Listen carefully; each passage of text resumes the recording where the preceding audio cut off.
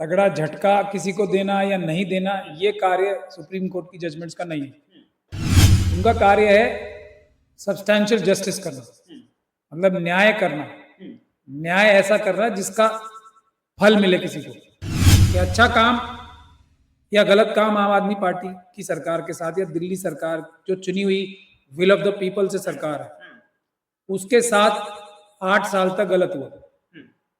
ठीक, ये कहने के लिए तो बहुत अच्छी जजमेंट लिखी हुई है, लेकिन क्या आगे ऐसा नहीं होगा, इसके बारे में कुछ प्रावधान है। मुझे पूरी उम्मीद है कि आगे भी वैसा ही होगा, अब और आने वाला वक्त ये बता देगा।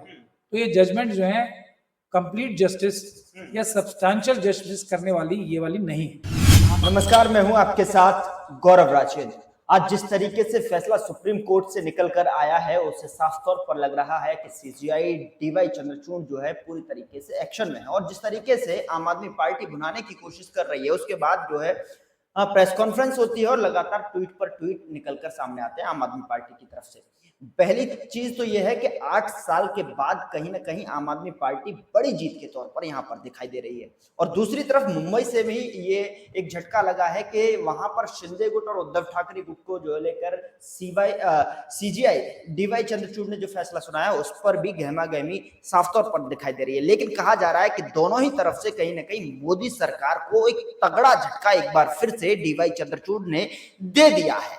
लेकिन कर्नाटक के चुनाव से पहले, यानी कि जिस तरीके से एग्जिट पोल निकल कर आ रहे हैं, तो उसको देखते हुए एक बार फिर से साफ तौर पर वहां कांग्रेस सरकार बनती हुई सारे एग्जिट पोल्स में लगभग तय दिखाई दे रही है साफ तौर पर। लेकिन यहां पर एक तगड़ा झटका सीजीआई डीवाई चंद्रचूड़ की तरफ से दोनों ही मामलों में देखने को मिल रहा है। क्या कुछ कहेंगे इस पर, यह भी सामने निकल कर आ रहा है। सौरभ भारद्वाज ने, आम आदमी पार्टी के नेता ने ट्वीट किया है कि आज तक आपने फिल्मों में आपने कई किरदार देखे होंगे, वकील के रूप में, पुलिस के रूप में, कुली के रूप में, और ये जो हीरो के रूप में आपने देखे, लेकिन आज जो है देश को डीवाई चंद्रचूड़ के रूप में हीरो साबित किया गया है। क्या कुछ कहना है? हमारे साथ इस पर बातचीत करने के लिए तमाम सारे मामलों पर सुप्रीम कोर्ट के जो वरिष्ठ वकील हैं हमारे साथ हैं, महमूद प्राचा जी, उनसे बातचीत करते हैं। सर, क्या लगता है आपको, यहाँ पर तगड़ा झटका एक बार फिर से मोदी सरकार को दिखाई दे? देखिए, ये तगड़ा झटका किसी को देना या नहीं देना, ये कार्य सुप्रीम कोर्ट की जजमेंट्स का नहीं है। उनका कार्य है सब्सटैंशियल जस्टिस करना, मतलब न्याय करना, न्याय ऐसा करना जिसका फल मिले किसी को। लेकिन ये नहीं कि मैं जजमेंट के बारे में बता रहा हूँ। एक तो जजेस इंपॉर्टेंट नहीं होते हैं, जजमेंट्स इंपॉर्टेंट होनी चाहिए जिसको पब्लिक को क्रिटिसाइज भी करना चाहिए या तारीफ भी करना चाहिए। तो मैं इन जजमेंट्स, दोनों जजमेंट्स की क्रिटिसिज्म करना चाहता हूँ।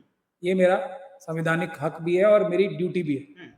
क्रिटिसिज्म इन जजमेंट्स का ये है कि ये कहती तो बहुत अच्छी बातें, लेकिन खाने के लिए प्लेट पे इनसे मुझे नहीं लगता कुछ भी आने वाला है। कि अच्छा काम या गलत काम आम आदमी पार्टी की सरकार के साथ या दिल्ली सरकार जो चुनी हुई विल ऑफ द पीपल से सरकार है उसके साथ 8 साल तक गलत हुआ। ठीक, ये कहने के लिए तो बहुत अच्छी जजमेंट लिखी हुई है, लेकिन क्या आगे ऐसा नहीं होगा, इसके बारे में कुछ प्रावधान है। मुझे पूरी उम्मीद है कि आगे भी वैसा ही होगा, अब और आने वाला वक्त ये बता देगा।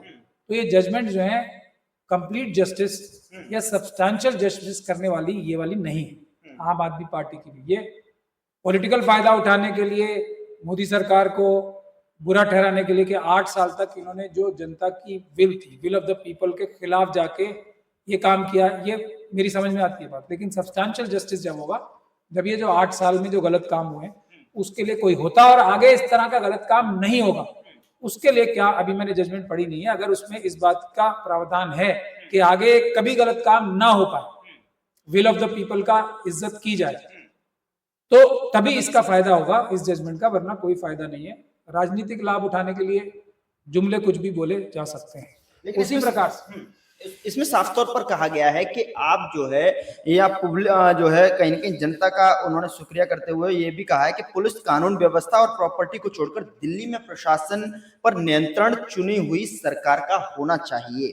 चुनी हुई सरकार के पास अफसरों पर नियंत्रण की ताकत ना हो, अधिकारी मंत्रियों को रिपोर्ट करना बंद कर दे सरकार, या फिर उनके निर्देश का पालन ना करे, तो जवाबदेही के जो है नियम के मायने भी हैं। तो ऐसे तमाम सारे जो चीजें हैं, अब जो एलजी हैं किन्हीं कुछ मुद्दों को छोड़कर जो है सरकार से सलाह मशवरा करके जो है बातचीत करेंगे। पहले तो क्या होता था, अरविंद केजरीवाल कई बार कह चुके हैं कि इतने तो मेरे बीवी ने लव लेटर नहीं लिखे जितने के एलजी ने मुझे लिख दिए।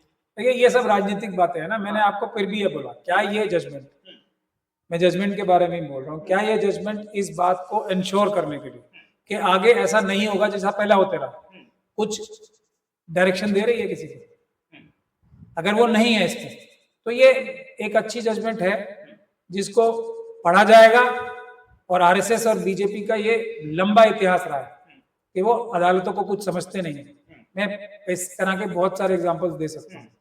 तो ये इस जजमेंट को भी पढ़ेंगे और एक नॉवल की तरह पढ़ के दरकिनार कर देंगे, करेंगे वही जो इन्हें करना है, जब तक के जजमेंट साफ और क्लियर नहीं होगी कि ऐसे ऐसे ये होना है। नहीं होगा तो इसका ये अंजाम होगा।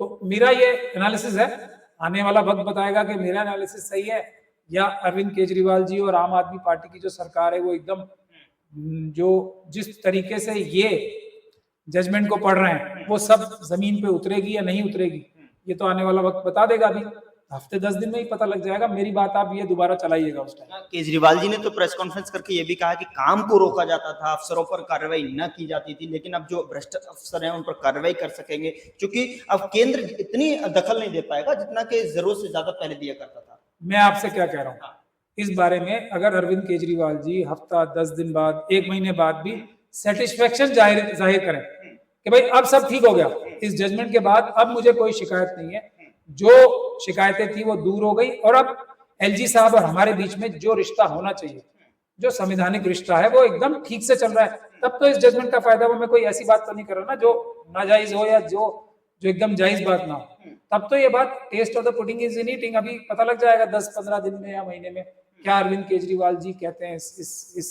इनके आपस में जो रिश्ते हैं उनके बारे में। यही है टेस्ट इसका। लेकिन दूसरी तरफ जो आप नेता ये भी कह रहे हैं कि उनकी नजर में डीवाई चंद्रचूड़ हीरो है। जिस तरीके से झटके पे झटके, चाहे वो बंद लिफाफा वाली बात पर हो, चाहे तमाम जो फैसले डीवाई चंद्रचूड़ ने जो सरकार के खिलाफ दिए गए हैं, ऐसे में ऐतिहासिक फैसला इससे माना जा रहा है। आपका एनालिसिस क्या कह रहा है कि क्या वाकई में डीवाई चंद्रचूड़ जो है यहाँ पर हीरो का रोल निभा रहे हैं, रियल हीरो की तरफ जो बिना तानाशाह में जो आकर तानाशाही के विरोध में जो है ये फैसला दिखा जा रहा है? देखिए, हम लोगों की जिम्मेदारी जजमेंट्स के बारे में कमेंट करने की है और जजेस जो है अपनी एक ड्यूटी कर रहे हैं जनता के प्रति। तो ये कोई फैसला न्यायोचित करना जजेस की ड्यूटी है। ये हालात देश के इतने खराब कर दिए हैं आरएसएस और बीजेपी की सरकारों ने कि एक व्यक्ति जो अपनी नॉर्मल ड्यूटी भी कर रहा है, वो नॉर्मल ड्यूटी कर पा रहा है, उसमें भी उसको बहुत बड़ा एफर्ट लगता है, उसके दिमाग में जज लोया भी आता है, उसके दिमाग में बहुत सारी चीजें आती हैं। तो ये एक मुश्किल काम जो एक नॉर्मल काम था उसको बना दिया गया। तो उसको उस नजर से देखना चाहिए, जजमेंट्स को देखना चाहिए, जजेस को नहीं देखना चाहिए। आज मजबूरी के हालात ऐसे हैं कि जजेस को धमकाया जा रहा था, डराया जा रहा था सरकार के उच्च अधिकारियों द्वारा, तो उसी की वजह से ये बना है। लेकिन किसी को भी हम ये चाहते हैं, बाबा साहब के हम जो अनुयायी, बाबा साहब तो अपने बारे में भी कहते थे कि मेरी हीरो वर्शिप नहीं होनी चाहिए, मेरे जो काम है उनको फॉलो करना ही मेरी सबसे बड़ी तारीफ है या मेरी सबसे बड़ी जो भक्ति है वो है। वो ये तो खुद ही मना करते थे बाबा साहब भी कि जो मेरे काम है, जो मेरे जो विचार है उनको यदि कोई मानता है, उसको फॉलो करता है, तो वही मेरा सच्चा फॉलोअर है। तो उसी तरीके से इसमें भी जजमेंट्स को देखना चाहिए ना। जजमेंट अगर इम्प्लीमेंट हो रही है तभी चंद्रचूड़ साहब की अगर हम तारीफ करना चाहते हैं किसी की भी, तो वो तभी तारीफ होगी जब उनकी जजमेंट पे इम्प्लीमेंट किया जा सकेगा। लेकिन